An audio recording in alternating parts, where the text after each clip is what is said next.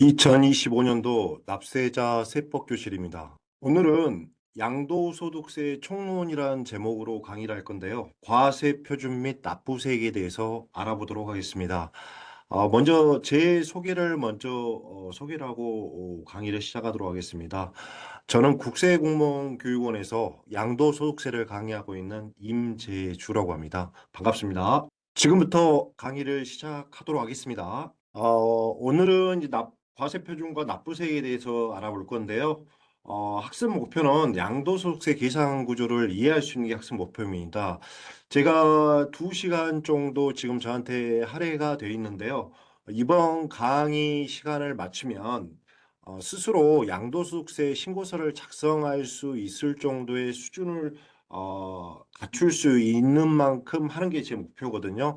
그래서 이번 시간이 끝나면 양도소득세 신고서를 작성할 수 있으면 좋겠습니다. 특히나 양도소득세는 이제 실생활 세금이어서 본인 당사자가 이제 양도소득세 납세 의무가 될 수도 있고요. 주위에서 많이 물어보기 때문에 양도소득세 신고서는 작성할 수 있는 게 필요하지 않을까 생각이 듭니다. 아, 자, 이러한 학습 목표를 향해서 오늘 학습할 내용은 양도 차익 산정 원리와 장기 보유 특별공제, 기본공제, 과세 표준 및 세율에 대해서 학습해 보도록 하겠습니다. 자, 양도소득세는 이제 차익에 대해서 과세가 됩니다. 차익. 거래세가 아니기 때문에 양도가액에 대해서 과세가 되는 게 아니고 얼마에 샀다가 얼마에 팔잖아요. 그 차익에 대해서 과세가 된다. 이런 개념을 가지고 출발하시면 되겠습니다. 그리고 이제 한 가지 말씀드릴 것은, 여름에 이제 감기가 잘 안 걸리는데, 제가 지금 감기가 걸려가지고, 목소리가 좀, 고르지 못한 점 좀 양해 부탁드리겠습니다. 자, 양도 차익 산정 원리입니다. 자, 양도소득세 이제 큰 개념인데요. 과세 표준과 세액은 어떻게 계산할까요? 자, 양도 차익인데요. 자, 이렇게 보시면 됩니다. 자, 양도 차익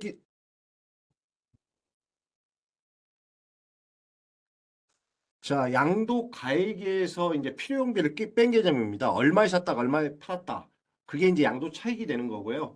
양도 차익에서 이제 장기 보유 특별공제를 이제 빼주는데 양도소득세는 이제 판매 목적으로 부동산을 취득한 게 아니고 보유 또는 거주 또는 임대 목적으로 취득했다 팔거든요. 그렇기 때문에 이제 기간 보유 기간 자체가 깁니다. 그렇기 때문에 이제 명목 소득을 제거해 주는 그런 그런 게 필요하거든요. 이게 바로 장기보유 특별공제라고 보시면 되겠습니다. 양도 차익에서 장기보유 특별공제를 빼주면 그러면 양도 소득 금액이 나오는 거고요. 여기에서 이 양도 소득 금액에서 이제 기본공제를 빼줍니다. 기본공제는 용어 자체도 보시면 알겠지만 소득이 있으면 무조건 빼준다. 기본적으로 빼준다고 보시면 되겠습니다. 결국은 차익이 250만 원이 안 된다. 기본공제가 250만 원이거든요. 차익이 안 된다고 하면 그러면 안 된다고 하면 세금이 안 나간다. 1년에 250만 원 세금을 낸다. 이렇게 보시면 될 것 같고요.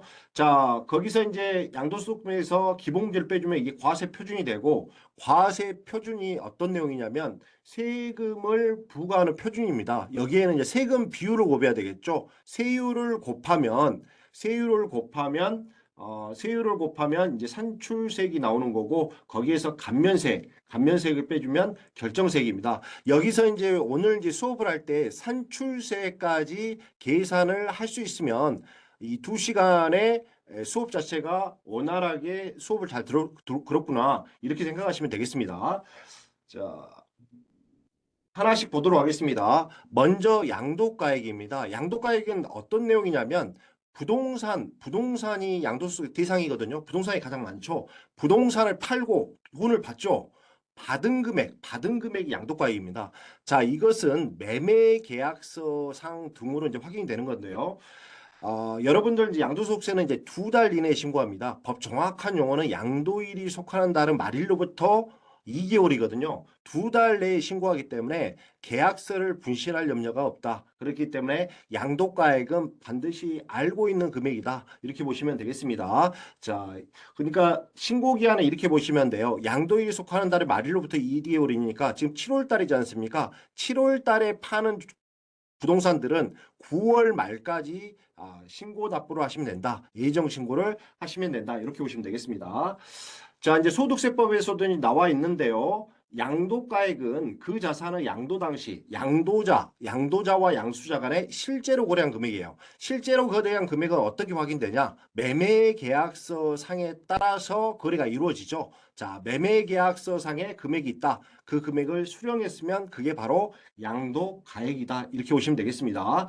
자, 법에서는 실질거래가액을 자산의 양도 또는 취득 시기에 양도자와 양수자가 실제로 거래한 가액으로서 대가 관계에 있는 금전 그 밖의 재산가액을 말한다. 이렇게 표현되어 있거든요. 자, 법률 용어다 보니까 어렵습니다. 어려우니까 사례를 들어서 설명을 드려보겠습니다. 자, 갑이 양도자죠. 부동산을 파는 사람이 납세의무자, 양도자, 부동산을 산 사람이 양수자 이렇게 됩니다. 자, 갑 소유의 부동산, 토지를 은행에게 팔고 자, 매매 계약을 맺었는데 10억 원을 받기로 둘 간에 합의를 맺었습니다. 합의를 맺었습니다. 자, 이 경우에는 양도가액은 10억 원이 되겠습니다. 납세 의무자는 갑이 될 것이고요. 그다음에 토지 양도가액은 10억 원이 되는 거다. 이렇게 정리하시면 되겠습니다. 자, 양도가액에서 취득가액을 빼면은 이제 양도 차익이 나올 것인데요. 취득가액은 어떤 의미냐면 부동산을 취득해서 파는 과정을 걷거든요. 자, 취득했을 때의 준돈이라고 생각하시면 되겠습니다.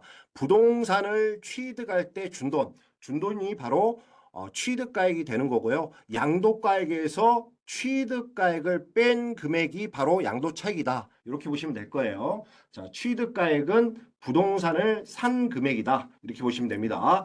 자, 이제 소득세법 법에서 이제 필요경비 내용이 나와 있는데요. 필요경비에는 세 가지가 있습니다. 세 가지. 자, 취득가액이 있고요. 그 다음에 자본적 지출액이 있고 양도비 이렇게 세 가지가 있습니다. 세 가지. 자, 필요경비가 큰 개념이고요. 자, 양도가액에서 필요경비를 빼가지고 양도차익을 계산하는데 자, 필요경비는 어떤 거냐면 필요경비의 대부분을 취득가액이 가지고 있어요. 취득가액 가지고 있고 자본적 지출액 양도비는 있는 분도 있고 없는 분도 있어요. 그래서 우리 이제 나중에 신고서를 보시면 아시겠지만 양도가액 빼기 취득가액 그리고 자본적 지출액 플러스 양도비를 기타 필요경비라고 그렇습니다. 기타 필요경비. 자, 기타 필요경비는 자본적 지출액 플러스 양도비다. 이렇게 정리를 하시면 되겠습니다.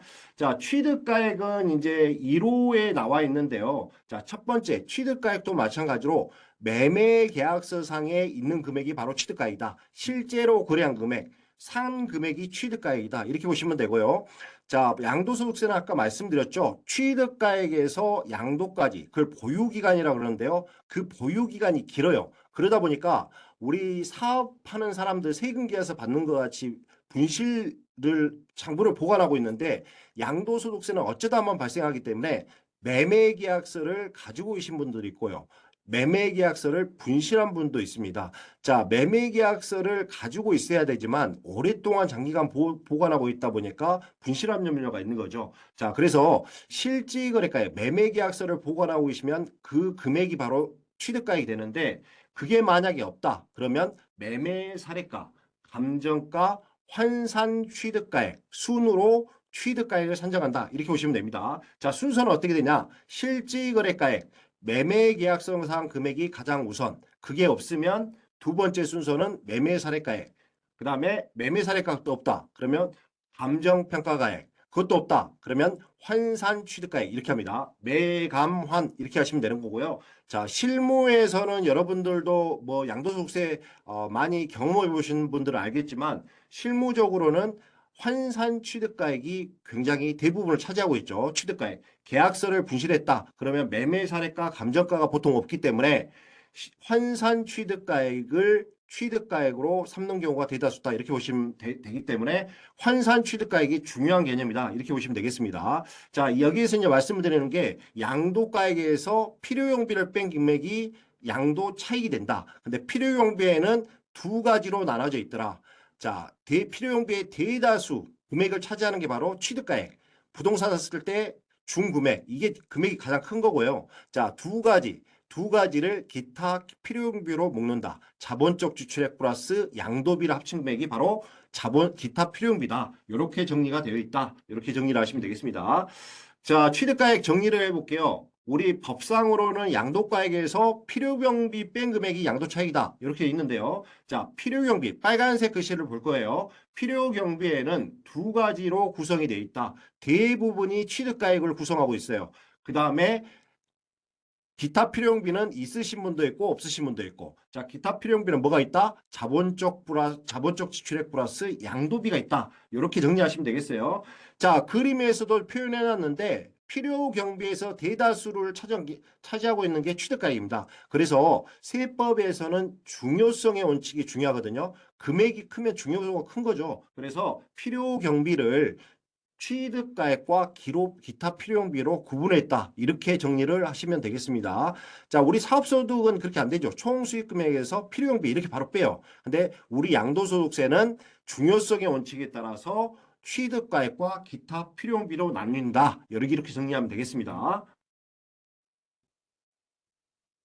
자, 취득가액을 보겠습니다. 갑이 납세 의무자입니다. 갑은 토지를 을로부터 토지 5억에 취득해서 병한테 10억에 양도하는 거래거든요. 자, 갑 입장에서는 납세 의무가 발생이 되려면 팔아야 되는 거죠. 부동산을 병한테 팔 때 10억 원이 양도가액이 될 것이고요. 자, 토지를 양도했으니까 취득 과정이 있겠죠. 예전에 취득했을 때 을로부터 취득해서 5억 원을 지급을 했어요. 이게 바로 취득가액이 되는 겁니다.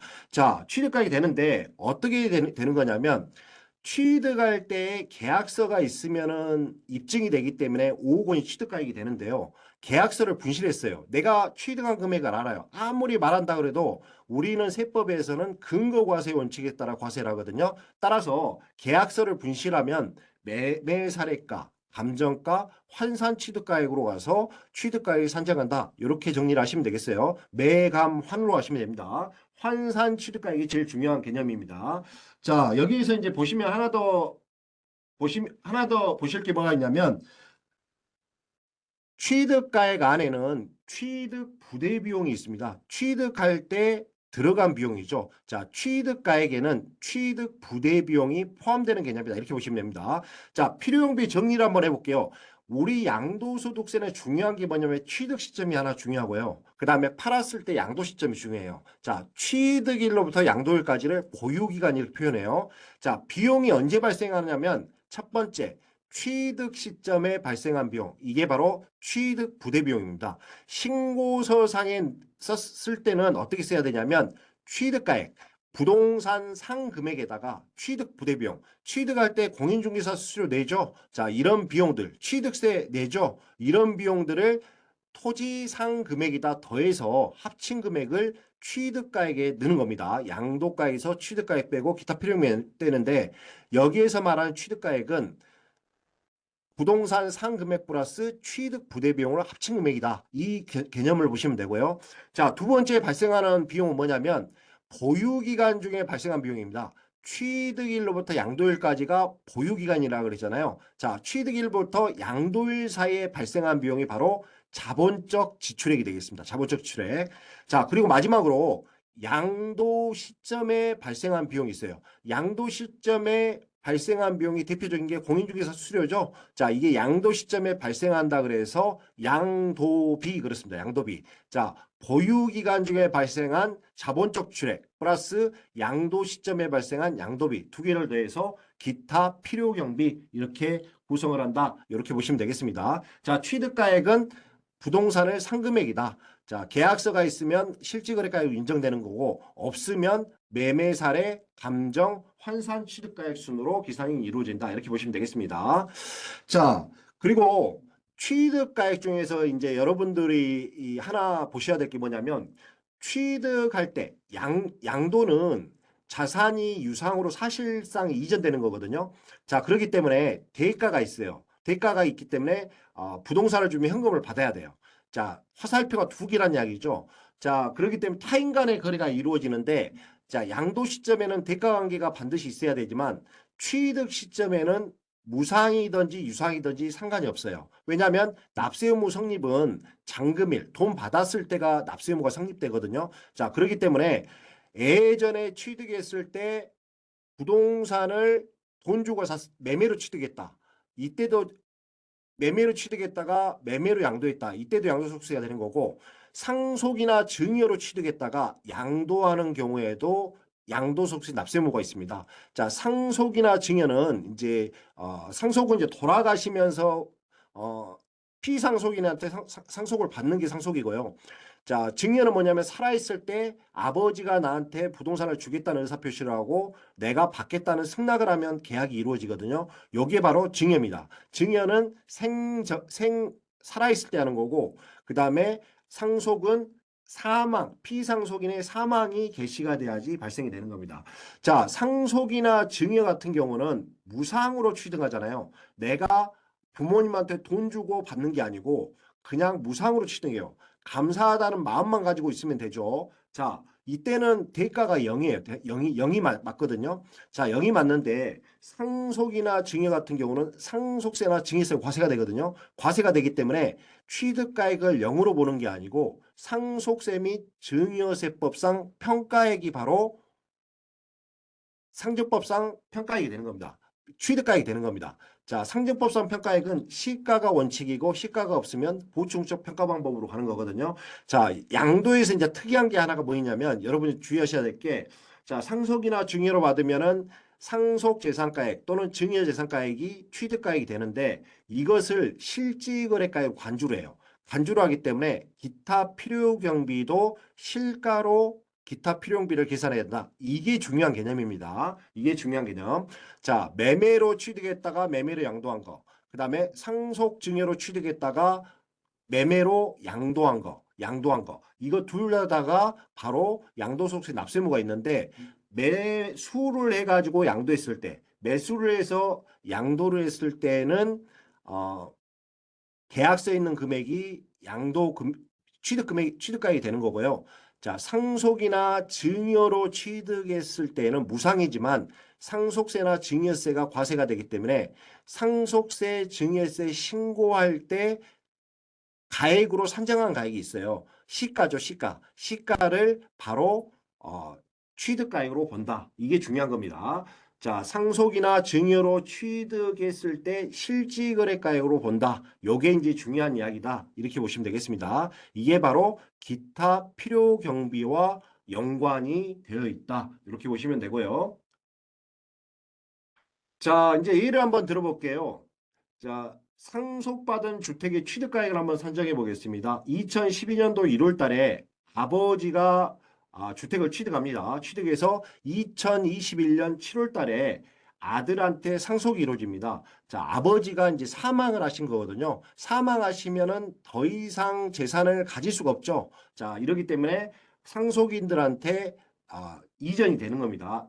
자, 2021년도 7월 달이 아버지가 돌아가신 사망이다 이렇게 보시면 되겠습니다. 자, 그래서 2025년 7월 달에 양도를 하는데요. 양도를 하는데 취득 시기가 바로 아들 입장에서 봤을 때는 아버지가 돌아가셔가지고 취득했기 때문에 2021년도 7월 달이 바로 취득 시기가 되는 겁니다. 취득 시기가 되는데 아들은 대가를 안 치렀죠. 대가를 안 치렀지만 아버지가 돌아가신 걸로 인해서 상속인이 상속세를 내기 때문에 이때 상속 개시일 현재의 시가를 가지고 상속세를 냅니다. 자, 시가가 이제 8억 원이라고 보면 이 8억 원 자체가 바로 취득가액이 된다. 이렇게 보시면 되겠습니다. 자, 당초 아버지가 취득했을 때 2억 원으로 취득했다가요. 자, 아버지가 쭉 가지고 계시죠? 가지고 계시다가 아버지가 사망함으로 인해서 아들한테 재산이 이전이 됐어요. 그러면 상속세를 내야 돼요. 상속세를 내야 되는데 상속세를 냈을 때 그때의 시가가 바로 취득가액이 된다. 이렇게 보시면 되겠습니다. 자, 상속은 상증법상 평가액, 시가가 우선인데 그 금액이 바로 실지거래가액으로 간주한다. 비록 무상으로 취득했지만 실질거래가액으로 간주를 한다. 이렇게 보시면 되겠습니다. 자, 이제 이 경우는 이제 좀 실무에서 많이 나오는 개념인데, 자, 취득가액을 산정하는데 매매계약서가 있으면은 바로 매매계약서대로 하시면 되는데, 매매계약서가 없으면 합리적인 방법을 찾아야 될 겁니다. 취득가액을 합리적인 방법을 찾아야 되는데, 그때 매매계약서를 분실했을 때 취득가액을 어떻게 산정하느냐, 이 부분이 쟁점이 되는 겁니다. 자, 실질거래가액이 없는 경우로 한 이야기는 바로 매매계약서를 분실을 해가지고 입증을 못했을 때 바로 취득가액을 어떻게 산정하냐, 이 문제가 되겠습니다. 자, 이게 바로 이제 추측에서 계산한다 그래서 추계 결정이라고 이야기를 합니다. 양도 또는 취득 당시에 실질 거래가액 확인을 위해서 장부, 매매계약서, 영수주 등 증빙 서류가 없거나 미비한 경우, 자, 매매계약서가 있어야지 세무서나 다른 사람들이 다 이 금액을 가지고 취득했다 이렇게 보는데, 매매계약서를 분실했다 그러면 이제 입증할 근거과세 원칙에 따라 보면은 입증할 방법이 없으면 인정해주기가 힘듭니다. 그렇기 때문에 세법에서는 아, 실질거래가가 없는 경우는 추계 방법을 도입을 하게 됩니다. 이게 이제 세 가지가 있는데요. 매매계약서, 감정가액, 환산취득가액 이렇게 있습니다. 자, 먼저 적용할게. 계약서를 분실했을 때 매매사례가액은 뭐냐면 양도일 또는 취득일 전후 3개월 이내, 양도일, 취득일을 기준으로 따져보죠. 취득할 때 잔금 치른 날짜 있지 않습니까? 잔금 치른 날짜가 취득일이니까 그때의 전 3개월, 후 3개월, 총 6개월이죠. 이때 내 양도한 부동산과 동일하거나 유사한 자산이 팔린 사례가 있어요. 그러면 옆집 팔린 사례가 있으면 그거를 아마도 내 거도 그 금액이었을 거다. 가져온 게 바로 매매 사례 가액이 되겠습니다. 자, 아파트 같은 경우는 윗집이나 아랫집이나 구조가 다 똑같죠. 이런 경우에는 적용할 수 있어요. 그렇지만 단독주택, 토지 같은 경우는 앞집하고 구조도 틀리고 하기 때문에 매매사액각을 적용하기가 참 힘듭니다. 토지도 마찬가지. 형질도 다르고 도로 접근성도 다르고 그다음 면적도 틀리고 이러기 때문에 토지라든가 단독주택 이런 것들은 매매사례가액을 적용하기 힘들고요. 자, 공동주택 같은 경우는 매매사례가액을 발견할 수도 있습니다. 확인하셔야 됩니다. 자, 취득했을 때 잔금일 전 3개월, 후 3개월 내에 내가 양도한 아파트하고 유사한 아파트, 윗집에서 팔렸다. 윗집에서 취득일 전 3개월, 후 3개월 안에 팔렸다. 그게 바로 매매사례가액이 되는 거죠. 그 윗집에 팔린 아파트가 바로 매매사례가액이 되는 겁니다. 자, 매매사례가액이 만약에 없다. 이때에는 감정가액이 그 다음 순서로 들어옵니다. 감정가액이 그 다음 순서로 들어오는데 양도일, 취득일 전후 3개월 이내에 해당 자산에 대한 두 개 이상 감정평가업자의 감정가액 평균액이에요. 그러니까 두 개를 받아야 되는 거예요. 두 개. 두 개를 받은 게 있다. 근데 이것도 마찬가지로 어떻게 된다? 취득 시점, 잔금 천산일 한날 날짜 있죠? 그때부터 전 3개월, 후 3개월, 총 6개월 동안에 감정평가업자한테 두 개를 받아요. 두 개.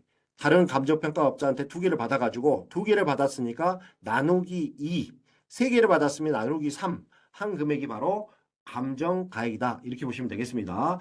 자, 실무에서는 매매 사례가액, 감정가액은 그렇게 많지가 않아요. 밑에 이제 환산 취득가액이 있는데 환산 취득가액은 별표하셔야 돼요. 별표.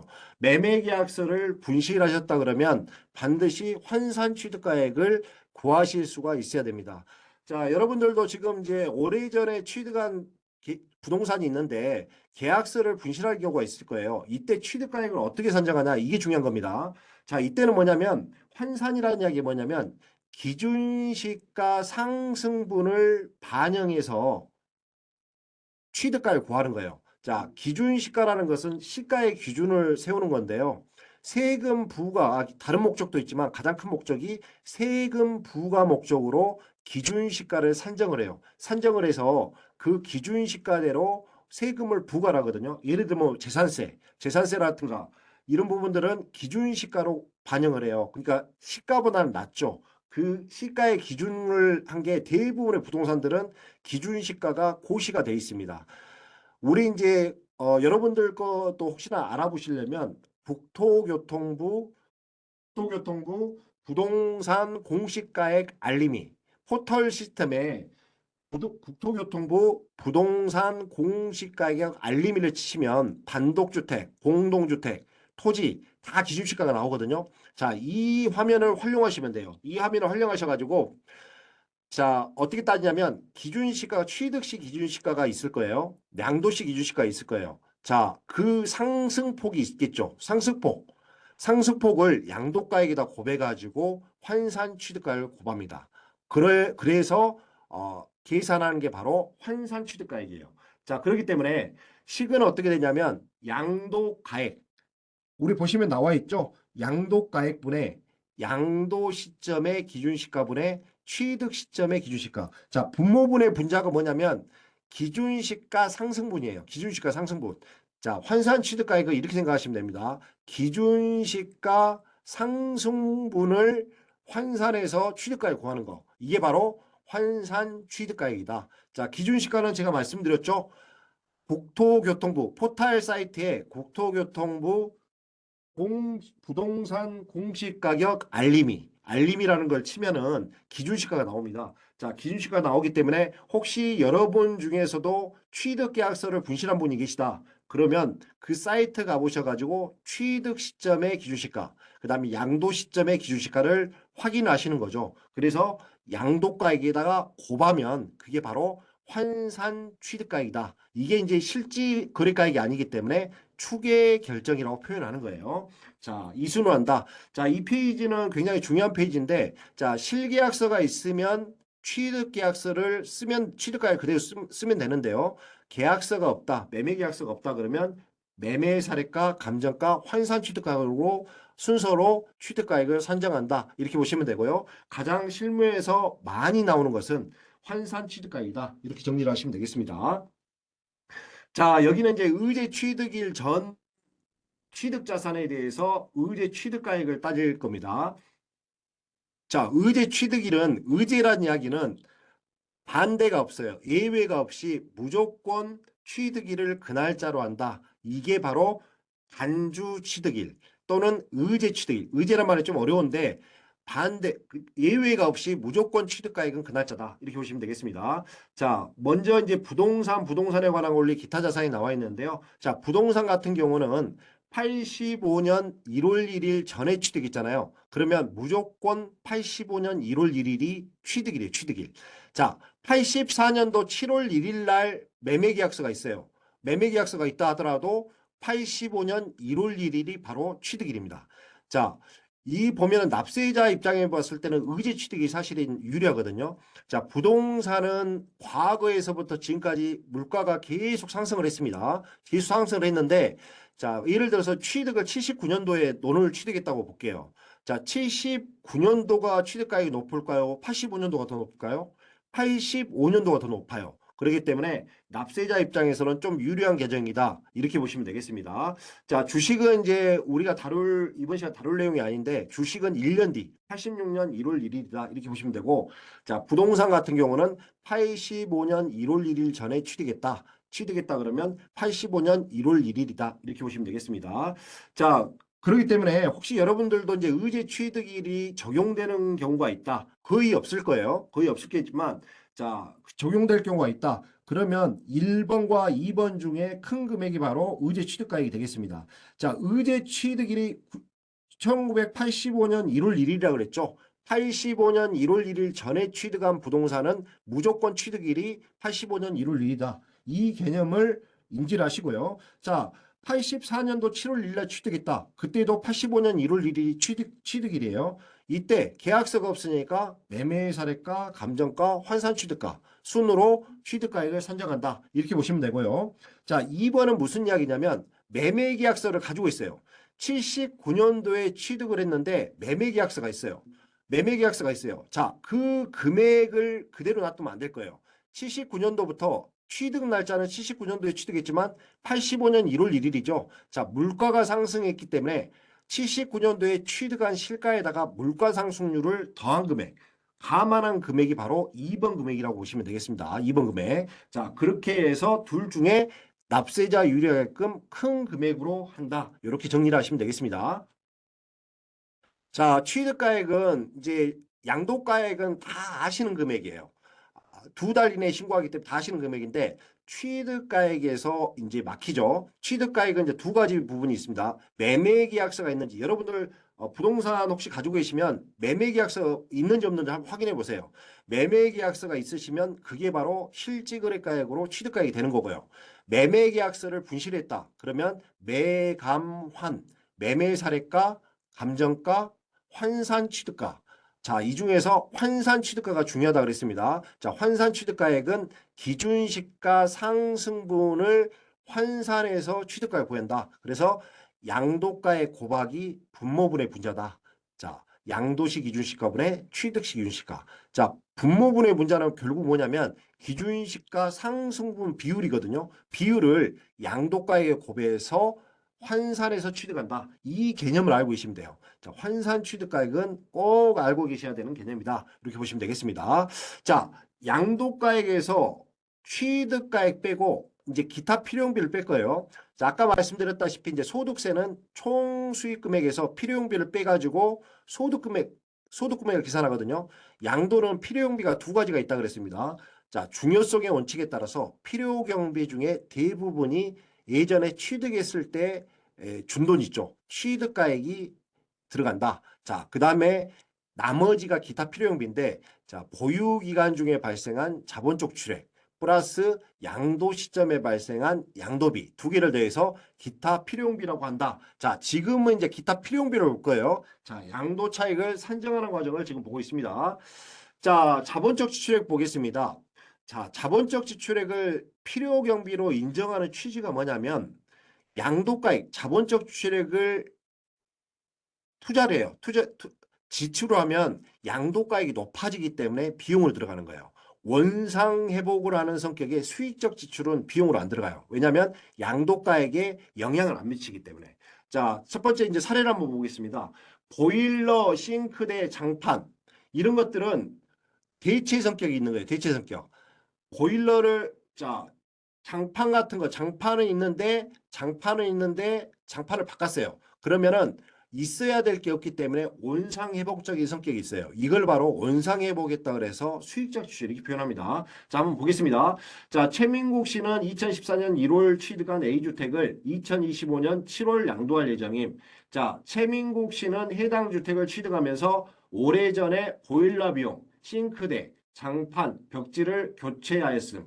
자, 여기서 이제 여러분들 하나 알고 계셔야 될 게 자본적 지출액과 양도비는 예전에 이제 증빙 없이 간이용 수준으로 많이 제출한 경우가 많았거든요. 근데 법으로 이제 바뀌어놨어요. 왜냐하면은 이제 일부죠. 그 대부분은 이제 정상적으로 하는데 이제 적격 증빙이 있어야지만이 객관성을 담보한다 그래서 했습니다. 그래서 자본적 지출액 플러스 양도비, 기타 필요용비죠. 이것은 뭐냐면 법적 증빙을 가지고 있거나 또는 송금한 내역이 있거나 둘 중에 하나를 반드시 갖춰야 돼요. 반드시. 자, 여기서 말하는 법정 증빙은 세금 계산서, 현금 영수증, 그다음에 신용카드 매출 전표. 요 네 가지가 이제 들어가는 겁니다. 자, 법정 증빙을 갖고 있거나 아니면 송금한 내역이 반드시 있어야 된다. 뭐가? 자본적 지출액과 양도비. 둘을 합치면 기타 필요경비라고 이야기한다 그랬습니다. 자, 보겠습니다. 자, 싱크대, 장판, 벽지 이런 것들은 바꿨다 그래서 자산의 가치가 증가하지는 않아요. 증가하지 않기 때문에 수익적 지출로 봐서 필요용비가 공제가 안 됩니다. 공제가 안 되는데 보일러 비용 있죠. 여러분 보일러 비용도 어떻게 생각해 보면 크게 양도가에 영향을 미치지 않습니다. 그렇지만 보일러 비용 자체는 필요경비에 들어갑니다. 자본적 지출로 봐서 보일러 교체 비용은 필요경비로 되는 거기 때문에 혹시나 보일러 교체 비용이 있다. 그 비용은 자본적 지출액에 넣을 수 있다. 이 개념을 알고 계시면 되겠습니다. 자, 자본적 지출액은 말 그대로 자산의 가치를 증가시키거나 내용 연수를 증가시켜요. 자산의 가치를 증가시킨다는 것은 뭐냐면 보유기간 중에서 지출을 한 게 자본적 지출액에 해당된다 그러면 양도가액을 높이는 거예요. 그만큼 양도가액을 높이기 때문에 필요용비로 들어간다. 이렇게 보시면 되고, 자, 등자는 이제 자본적 지출이 아닌 건데 법률에 의해서 지출하게 돼 있다든가 이런 것들이 바로 등에 들어간 겁니다. 자, 밑에 이제 적격 증빙서류 나왔죠. 반드시 적격 증빙서류 또는 둘 중에 하나입니다. 금융증빙이 있어야 돼요. 자, 금융증빙만 있으면은 자본적 지출이 되는 겁니다. 자본적 지출. 자, 금융증빙이 없다 하더라도 적격증빙, 세금계산서, 그다음에 현금영수증, 신용카드 매출전표. 이게 있어도 되는 거고요. 자, 자본적 지출 요건을 갖추면서 적격증빙 또는 금융증빙이 있어야 된다. 이렇게 보시면 되겠습니다. 자, 위에서부터 하나 볼까요? 본래의 용도를 변경하기 위한 개조. 자, 여러분들 이제 길가 가다 보면 그런 거 있죠. 자, 요즘에는 이제 주택가에 보면은 주택을 갖다가 상가로 바꾸는 것들이 있죠. 자, 그러면 내용 연수가 이제 증가가 되는 거죠. 새롭게 되기 때문에. 그러기 때문에 가치가 올라가는 겁니다. 이게 바로 자본적 지출이 되겠습니다. 자, 엘리베이터 또는 냉난방 장치 설치. 자, 에어컨 천장 시스템 에어컨 있죠. 자, 시스템 에어컨도 마찬가지로 필요 경비에 자본적 지출로 들어간다. 자, 난방 시설을 설치하는 거니까 들어가는 거고요. 자, 빌딩 등 원래 없었는데 피난 시설을 설치를 했다. 가치가 올라가는 거죠. 자, 재해 등으로 인해 건물, 설비, 멸실 또는 훼손되어 당해 자산의 본래 용도로 이용 가치가 없는 것에 복구. 자, 이것은 이제 재해죠, 재해. 자, 불쌍한 거죠. 재해가 되면은 이제 도와줘야 되겠죠. 이런 비용들은 필요비에 들어간다. 이렇게 보시면 되고요. 자, 밑에도 이제 자본적 지출액으로 들어갑니다. 자, 여기 이제 등에 들어가는 건데요. 자산을 양도 자산을 취득한 후, 자, 쟁송이 붙었어요. 소유권 때문에 쟁송이 붙었어요. 자, 소유권을 지키려면 내 재산 내가 지켜야 되는 거잖아요. 자, 지키면서 소유권 확보하면서 변호사 비용, 소송 비용, 화해 비용이 들어갔다. 이건 반드시 필요한 거죠. 자, 그래서 등에 들어간 겁니다. 자본적 지출액이 되겠습니다. 자본적 지출액 등이 되겠습니다. 자, 협의 매수 수용 재결 불복으로 소송을 제기해서 자, 보상금이 증액됐어요. 보상금이 증액됐다는 이야기는 양도가액이 늘었다는 이야기죠. 자, 양도가액이 늘었으니까 여기 관련된 소송 비용도 들어간다. 이렇게 보시면 되고요. 자, 3번 용도 변경, 계량, 이용 편의에 의해서 지출한 비용. 자, 예를 한번 들어볼까요? 토지 위에 묘지가 있어요.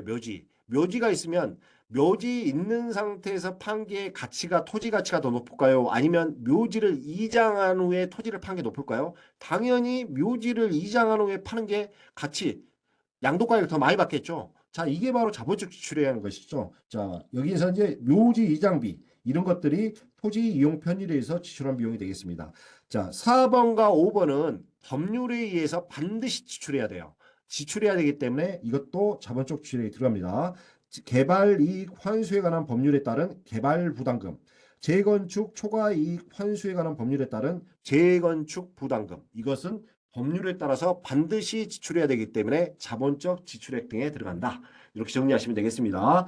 자, 자본적 지출액과 수익적 지출액이 있는데요. 대표적인 게 이제 자본적 지출액은 아파트 같은 경우 베란다 확장비용 같으면은 양도가액을 더 받는 거죠. 자, 이게 자산의 가치를 증가시켰다. 이렇게 보시면 되고 수익적 지출은 장판 교체, 벽지 교체 이런 것들 같이 자산의 가치를 증가를 안 시켜요. 원상 회복이 있기 때문에 이것은 필요용비 안 들어가고요. 그 다음에 자본적 지출은 기타 필요용비로서 필요용비에 들어간다. 이렇게 보시면 되겠습니다. 필요경비에 해당되기 위해서는 자본적 지출력이면서 증빙을 갖춰야 된다 그랬죠. 간이용 수중은 이제 안 됩니다. 자, 법적 증빙 서류, 세금 계산서, 현금 영수증, 신용카드 매출 전표 이게 있거나 또는 은행에 송금한 내역이 있거나 둘 중에 하나를 반드시 갖춰야 된다. 자, 사례는 자본적 지출액을 중심으로 보시면 되겠습니다. 자, 그런 것들이 실제 사례 적용하실 때는 이 사례로 적용하시면 되고 수익적 지출액은 원상 회복이기 때문에 기타 필요용비를 넣으시면 안 돼요. 자본적 지출액만 넣는 거다. 기타 필요용비로 이렇게 되겠습니다. 자, 양도비 보겠습니다. 양도. 자, 비용은 발생이 세 군데에서 이루어진다고 그랬습니다. 취득 시점에 발생된 비용. 이게 바로 취득 부대 비용이라고 그랬습니다. 이것은 취득가액과 취득 부대 비용을 합쳐가지고 신고서상에 취득가액 집어넣는 거고요. 자, 취득일로부터 양도일까지를 뭐라고 표현했냐면 보유기간. 우리 양도소득세에서는 보유기간 또는 이제 비사업용 토지에서는 소유기간이라고 표현을 해요. 자, 보유기간 중에 발생한 비용이 있어요. 여기 이제 발생한 비용이 두 가지가 있는데 자본적 지출액이 있고 수익적 지출액이 있어요.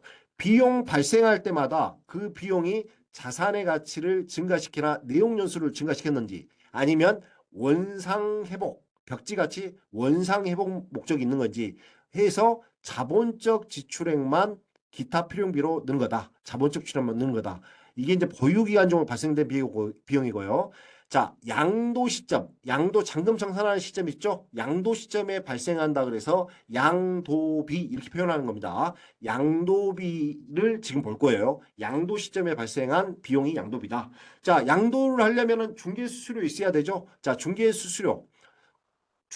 양도 자산에 대한 중개해주는 수수료. 그 다음에 이게 바로 이제 법에서는 소개비라 그럽니다. 소개비.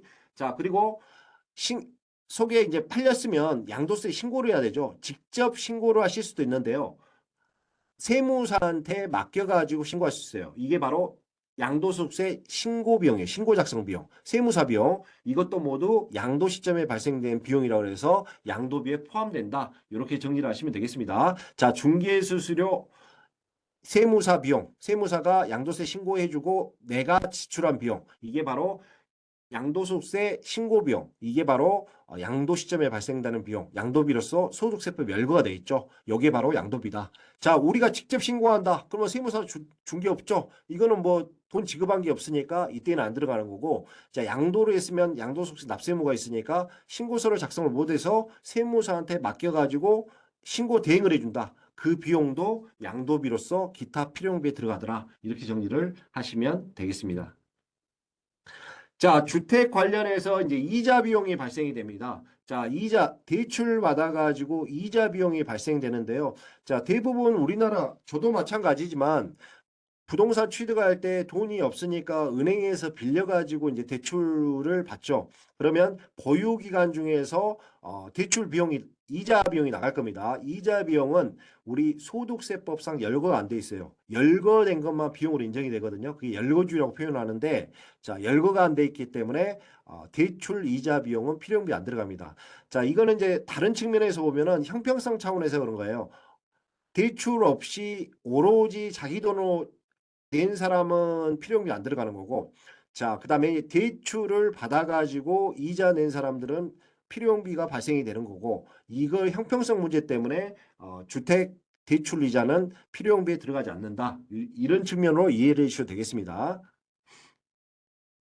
자, 그리고 이제 양도 시점에 발생되는 비용이 뭐냐면 상가 같은 게 발생이 되는데요. 자, 명도 비용이라고 표현하죠. 자, 명도 비용이 뭐냐면, 자, 상가 같은 경우 101호, 102호, 103호가 있는데 임차인들이 있을 겁니다. 임차인들. 자, 매매 계약 조건에 따라서 임차인들을 다 이제 퇴거 조치를 하자고 이제 계약서를 맺었어요. 자, 매매 계약에 따라서 이제 이루어진 퇴거 비용, 명도 비용은 양도비로 들어가도록 열거가 되어 있습니다. 반드시 필요하죠. 계약 조건에 따라서 명도 비용, 임차인한테 준 비용, 이것은 필요 경비에 들어간다. 이렇게 정리를 하시면 되겠습니다.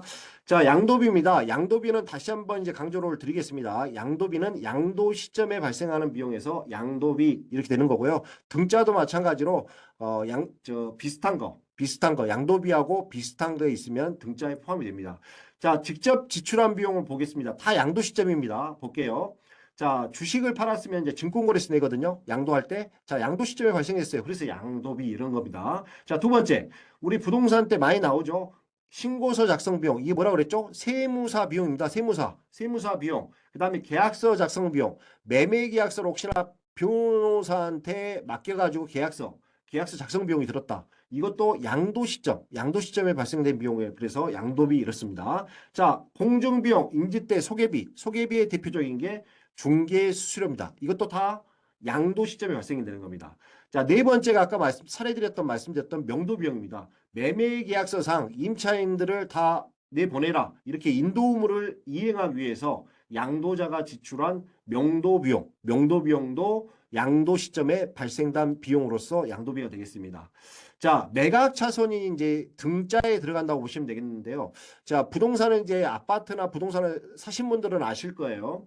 자, 부동산을 취득하면 국민주택 채권을 사야 되죠. 반드시 사야 되죠. 자, 사야 되는데 채권을 계속 가지고 있으면 손해를 보니까 사자마자 바로 팝니다. 바로 팔아가지고 손해를 보죠. 자, 손해 보면은 매각 차손이 발생하는 겁니다. 매각 차손. 차익이 발생하면 이익이니까 들어가는 거 아니고 차손 발생할 때만 바로 이게 바로 양도비입니다. 자, 이제 보통은 이제 만기돼 가지고 팔아야 되는데요. 대부분의 이제 실생활에서는 취득하자마자 팔아요. 그러니까 시점이 언제 보통 많이 팔리냐면 취득 시점에 팔리는 거죠. 취득 시점. 팔리는 건데 원래 이제 만기에 보유하다가 팔아야 되지만 이제 요 여러 사정 때문에 이제 취득 시점에 팔았기 때문에 시점이 안 맞아요. 안 맞아도 원래는 이제 만기 시점에 팔아야 되니까 이것은 양도비에 들어간다. 취득 부대 비용이 아니고 국민주택 채권 매각 차손은 양도비에 들어간다. 이게 바로 이제 시점이 좀 차이가 있는데 양도비 쪽으로 본다. 이렇게 보시면 되겠습니다. 자, 밑에 이제 그 불인정한 사례로 보면 법적 지금 없이 지급한 비용은 취득세를 이제 내가 내야 되는데 대신 내줬어요. 이것도 뭐 안 들어간 비용이고요.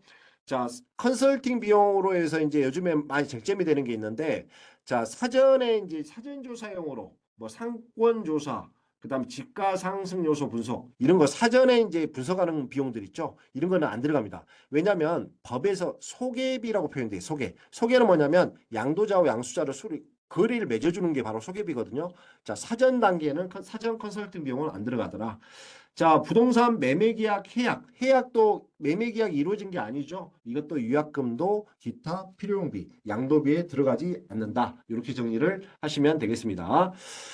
자, 이제 계상공제로 보겠습니다. 계상공제도 이제 중요한데요. 별표를 하나 표시하는 게 좋습니다. 별표. 자, 정리를 이제 해볼게요. 양도차익은 양도가액, 판금액, 부동산 판금액에서 산금액, 취득가액 빼주고. 자, 기타 필요용비가 뭐라 그랬죠? 자본적 주출액, 보유기한 중에 발생한 자본적 주출액 플러스 양도 시점에 발생한 양도비예요. 양도비. 자, 취득가액이 실질거래가액, 매매계약서가 있으면 아까 말씀드렸다시피 필요경비가 큰 개념이거든요. 필요경비에서 중요성의 원칙에 따라서 취득가액과 기타 필요용비 나뉘죠. 둘 다 취득가액과 기타 필요용비가 둘 다 필요용비니까 둘 다 똑같이 대등하게 적용한다. 이 개념을 가지고 계셔야 돼요. 무슨 얘기냐? 취득가액을 계약서가 매매계약서가 있어서 실질거래가액으로 쓰잖아요. 그러면 기타 필요경비인 자본적 주택과 양도비도 실제 들어간 비용을 쓰는 거고요. 자, 취득가액을 계약서로 분실했어요. 그러면 매매 사례가, 감정가, 제일 중요한 환산 취득가 있죠. 자, 이거는 내가 실제로 취득한 금액이 아니고 아마도 그 금액이죠. 추측해서 계산하는 금액이에요. 계약서가 없으니까 법에 따라서. 자, 이게 바로 추계. 아마도 내 취득가액이 그 금액일 거야. 추측하는 거죠. 추측하는 거기 때문에 이때도 기타 필요용비는 추계로 들어가요. 추계. 자, 매매 사례가, 감정가, 환산 취득가액을 취득가액으로 산정하면 기타 필요 경비도 추계로 들어가야 된다. 왜냐하면 두 가지가 둘 다 취득가액과 기타 필요 경비가 필요 경비를 구성하는 항목이기 때문에요. 필요 경비를 구성하는 항목이기 때문에. 자, 계산 공제는 뭐라고 표현하면 정의를 계략적으로 계산해서 공제해 주는 거예요. 계략적으로 계산해서 공제해 준 거. 바로 이게 어떤 개념이냐? 추계라고 보시면 추계. 요게 뭐하고 연관되냐? 계산공제가 매매 사례가, 취득가액을 매매 사례가, 감정가, 제일 중요한 환산 취득가액을 하잖아요. 그러면 무조건 기타 필요용비도 실제 비용이 있다 하더라도 계산공제를 해야 돼요. 계략적으로 계산해서 공제에는 계산공제. 자, 뭐하고 연결된다? 매매 사례가, 감정가, 환산 취득가액이 세 개가 축인데 우리 실무에서는 환산 취득가액이 가장 중요하니까 환산 취득가액 기준으로 따질게요. 자, 계약서가 있으면 취득 계약서가 있으면은 실질 거래가액이 있으니까 자본적 지출액 플러스 양도비도 실제 들어간 비용으로 넣어야 된다. 금융증빙 또는 법정 증빙에 따라서. 자, 계약서 분실했다. 취득가액 없다. 그러면 환산 취득가액을 쓴다.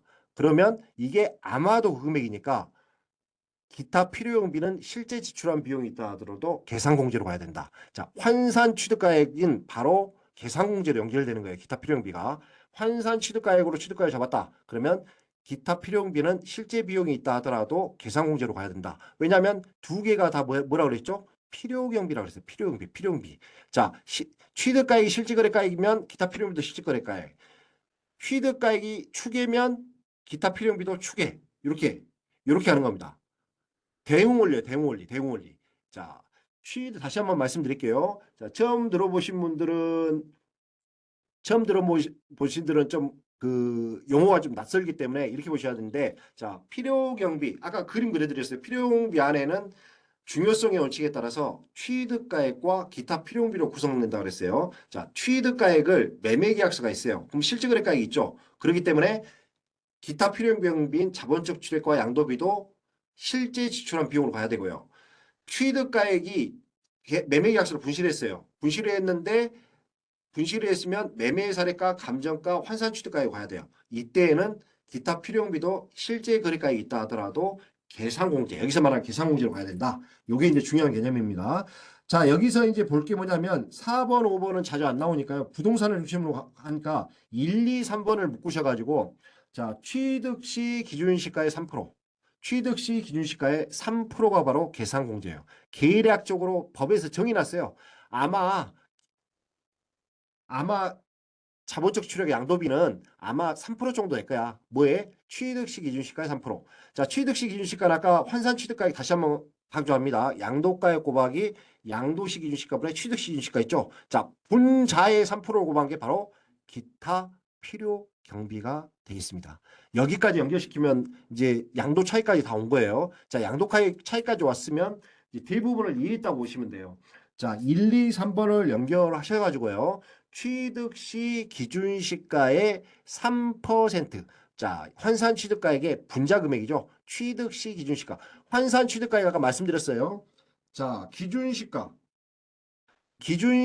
상승분을 감안해서 환산해서 취득가액을 구하는 겁니다. 자, 양도시 기준시가분의 취득시. 왜냐하면 매매계약서를 분실했으니까 합리적인 방법을 해야 되겠죠. 자, 기준시가가 어느 정도 올랐어요. 올랐으면 그 폭만큼 실가로 오를 거 아니에요. 그 폭을 곱해준다. 자, 환산 취득가액은 중요한 개념이니까 잘 아셔야 되고요. 자, 환산 취득가액이 취득가액이 잡혔다. 그러면 무조건 2표 나와 있는 계산공제로 가야 된다. 계산공제는 분자의 3%다. 취득 시 기준시가의 3%다. 부동산은 그렇게 된다. 이렇게 연결시키면 돼요. 자, 양도가액 빼기 취득가액 빼기 기타 필요 빼주면 양도 차익. 여기 개념만 딱 잡으면 신고서 작성할 수 있습니다. 자, 여기까지 정리를 하시면 되겠습니다. 자, 10분 쉬었다가 10시 2분부터 시작하겠습니다. 3시 2분부터 시작하겠습니다.